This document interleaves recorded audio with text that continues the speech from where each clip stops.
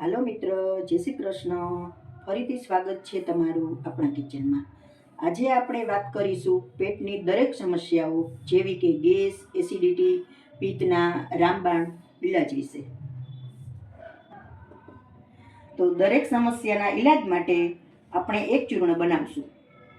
તો આપણે આ 100 ગ્રામ વરિયાળી લીધેલી છે, 100 ગ્રામ જીરું લીધેલું છે, તેનાથી થોડું ઓછું 50 ગ્રામ જેટલું અજમો લીધેલો છે, 1 ચમચી મેં સંચર પાવડર લીધેલો છે અને અડધી ચમચી હિંગ લીધેલી છે.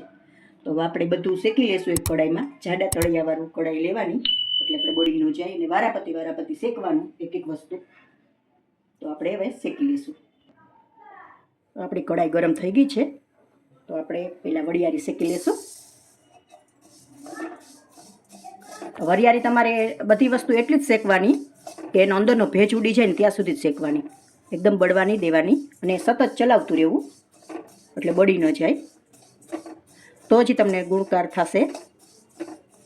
અને આ ચૂર્ણ આપણે એવું સરસ તૈયાર થશે કે તમારું વજન પણ ઘટશે, તમારું પેટ પણ ઘટશે, અને તમારે એકદમ ફૂલ એસિડિટી કબજિયાત રહેતું હશે તો પણ એમાં ફાયદા થશે તમને.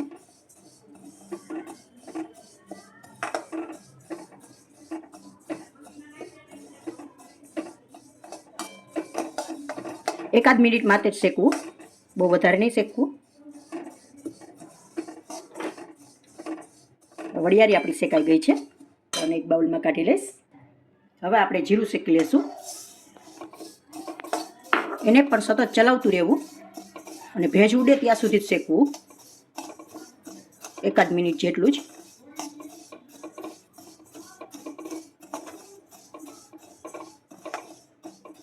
કડાઈ તમારે જાડા તળિયાવાળી જ લેવાની. જીરું આપણું રેડી છે, શેકાઈ ગયું છે. હવે આપણે અજમો શેકી લઈશું.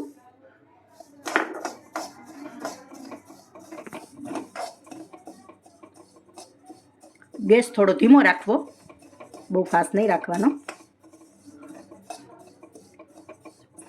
અજમાને ધીમી આંચ ઉપર જ શેકવો, નહીંતર બહુ વધારે શેકશું ને તો આ બળી જાય, એટલે ધીમી આંચ ઉપર જ રાખવો. અજમો આપણો તૈયાર છે, ઉતારી લેશું. ત્રણેય વસ્તુ આપણી તૈયાર છે, શેકાઈ ગયેલી. હવે આપણે આને ઠરવા દેશું, પછી આપણે મિક્સરમાં ક્રશ કરી નાખશું. બધું ઠરી ગયું છે. હવે આપણે બાઉલમાં લઈ અને પીસી લેશું. થોડું દરદરું રાખવું, એકદમ ભૂકો નહીં કરવાનો.